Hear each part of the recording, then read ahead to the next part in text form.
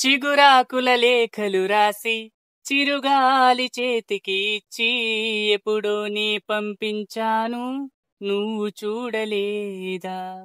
నా మనసే పడవగా చేసి కలలన్నీ అలలుగా చేసి ఎప్పుడో నీ పంపించాను నిన్ను చేరలేదా.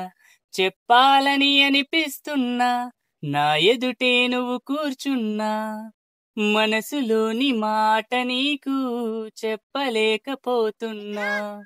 చెప్పకుండా ఓ క్షణమైనా ఉండలేకపోతున్నా.